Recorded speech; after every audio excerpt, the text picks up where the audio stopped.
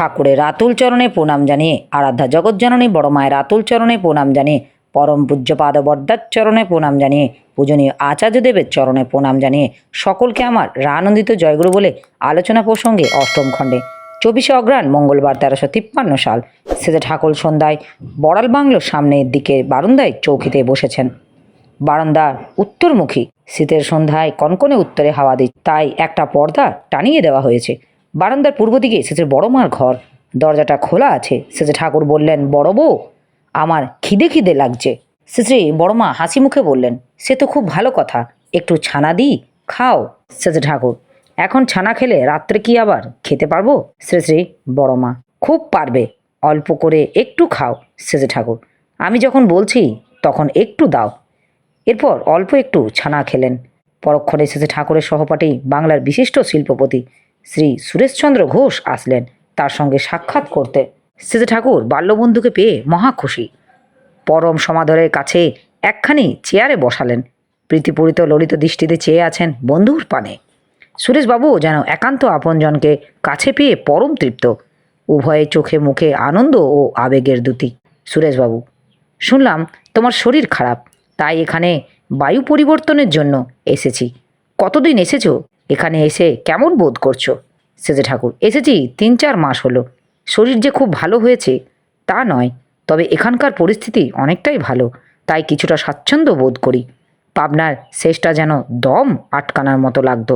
এখানে অন্তত প্রাণ খুলে কথাবার্তা বলতে পারি। যা হোক, তোমার শরীর কেমন? তুমি কদিন থাকবে? সুরেশবাবু, এত কাজের চাপে যে মাঝে মাঝে যেন ক্লান্ত হয়ে পড়ি, আগের মতো পেরে উঠি না, তাই কদিনের জন্য একটু বিশ্রামের আশায় ছুটে আসলাম। সত্তরই ফিরে যেতে হবে আবার। সেজে ঠাকুর, নিজেকে বেশি খরচ করে ফেলো না। পরমপিতার করুণ তুমি সুস্থ দেহে প্রিয় পরিজন ও পরিবেশ নিয়ে শান্তিতে সুদীর্ঘজীবী হয়ে বেঁচে থাকো। তোমার মতো কৃত্তি যারা, তাদের সুস্থ ও সুদীর্ঘ জীবন লাভ দেশের দশের মঙ্গলের জন্যই প্রয়োজন। সুরেশবাবু, তুমিও কত লোকের একমাত্র আশ্রয়স্থল হয়ে উঠেছ। কত লোক তোমার কাছে এসে শান্তি পায়, তোমার উপদেশের সমস্যার সমাধান পায়। তোমার শরীরটা ভালো না থাকলেও বিপদের কথা। সেজে ঠাকুর, মানুষের দুঃখ কষ্ট, অশান্তি, অভাব, অভিযোগ, বিপদ আপদ, এই সবই নিয়েই আমার কারবার। কাউকে কোনো না কোনোভাবে কষ্ট পেতে দেখলে আমার ভিতরটা এত বিচলিত হয় যে তার ফলে শরীরটাও বেহাল হয়ে পড়ে। চারিদিকে সবাই খুব ভালো থাকলে ভালো হয়ে উঠি, তাহলে আমার খুব ভালো লাগে। দেশের স্বাধীনতা আন্দোলন সম্বন্ধে কথা উঠল। সেজে ঠাকুর বললেন, গজামিল দিয়েও মানুষের প্রবৃত্তি চাহিদার কাছে নতি স্বীকার করে। তার সঙ্গে আপোষ রফা করে স্বাধীন হতে গেলে সে স্বাধীনতা সবার জন্য হবে না। স্বাধীনতা পরিকল্পনার মধ্যে ধর্ম ও সম্প্রদায় নির্বিশেষে সারা ভারতের প্রতিটি মানুষের সত্তা ও স্বার্থকে অক্ষুণ্ণ রাখার ধান্দা যদি না থাকে, একদল মানুষকেও যদি বরবাদ করে দেওয়া হয়, তাহলে সেই স্বাধীনতা আশীর্বাদ না হয়ে অভিশাপের মতো হয়ে উঠবে। দেশ যদি ভাগ হয়ে যায়, তাহলে কারো পক্ষে সেটা ভালো হবে না, হিন্দুর না, মুসলমানেরও না, বা অন্য কোনো সম্প্রদায়েরও না। সুবিধা যদি কিছু হয়, তাহলে যারা ভেদনীতি জিইয়ে রাখতে চায় তাদেরই হবে। আমরা তাদের ভেদনীতির শিকার হয়ে দিন দিন দুর্বল ও দ্বন্দ্বপরায়ণ হয়ে উঠব। আর ওরা এবং অন্যান্য শক্তিমান যারা, তারা এইটাই সুযোগ নিয়ে নিজেদের স্বার্থসিদ্ধির জন্য যা করবার তা করতে ত্রুটি করবে না। তাই আমি বলি, দেশের প্রত্যেকটি সম্প্রদায় ও প্রত্যেকটা মানুষ যদি স্বাধীনতাকে স্বাধীনতা বলে উপলব্ধি করতে না পারে, তাহলে সে স্বাধীনতার মূল্য কী? কিছু সময় পরে সুরেশবাবু বিদায় নিলেন। সেজে ঠাকুর আগ্রহ ভরে বললেন, সময় পেলে আবার এসো। তোমাকে দেখলে মনে হয় আমার বয়স যেন অনেক কমে গেছে, আবার কৈশোরে হাজির হয়েছি। 25শে অগ্রহায়ণ বুধবার 1353 সাল সেজে ঠাকুর সন্ধ্যায় বড়ালের বারান্দায় উত্তরাশ্য হয়ে বসেছেন। হাউজার ম্যানদা, অজয়বদা, শিবশঙ্করদা প্রভৃতি উপস্থিত আছেন। যাজন সম্পর্কে কথা উঠল। সেজে ঠাকুর বললেন, যাজন করতে গিয়ে তর্কপ্রবণ হতে নেই, কিন্তু যুক্তিপ্রবণ হতে হয়।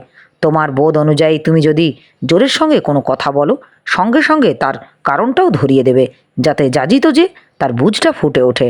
কেউ যেন এ কথা না বোঝে যে তুমি জোর করে তার উপর তোমার মতটা চাপিয়ে দিতে চাচ্ছ, তাতে লাভ হয় না।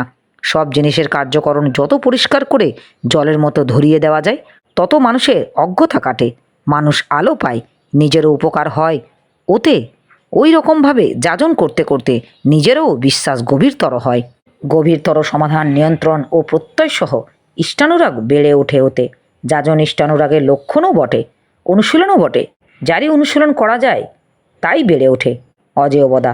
কারো যদি ইষ্ট না থাকে এবং সে যদি মানুষকে নিঃশর্তভাবে ভালোবাসে এবং সেবা করে, তাতে ক্ষতি কী সেজ ঠাকুর? প্রবৃত্তির ঊর্ধ্বে না দাঁড়ালে নিজেকেই ঠিক ঠিক ভালোবাসা ও সেবা করা যায় না, আর অন্যকে ঠিক ঠিক ভালোবাসা ও সেবা করা তো অনেক দূরের কথা। প্রবৃত্তির ঊর্ধ্বে উঠতে গেলে চাই ইষ্টের সংন্যস্ত হওয়া, তখন নিজেরও উপকার করা যায়, অন্যেরও উপকার করা যায়। বৃত্তি বিলোল ভালোবাসার কারোর কোনো ফায়দা হয় না, ওর মধ্যে বিকৃত ঢোকেই। বিকৃত প্রীতি প্রীতি নয়, এবং ভূমায়িত প্রীতি প্রকৃত প্রীতি। ভূমায়িত প্রীতি মানে সেই প্রীতি যা ইষ্টকে কেন্দ্র করে ইষ্টার্থ সার্থকতায় ক্রমান্বয়ই প্রসারণা লাভ করে। কথা প্রসঙ্গে এসেছে ঠাকুর বললেন, যাজন করতে গিয়ে সবার সঙ্গে এক ধাঁধে কথা বললে ঠিক হয় না। কার গ্রহণ ক্ষমতা কতখানি সেইটি আঁচ করে নিয়ে কথা বলতে হয়। আবার ভালো মস্তিষ্ক থাকলে সে সবসময় ভালো কথা ধরতে পারে তা কিন্তু নয়।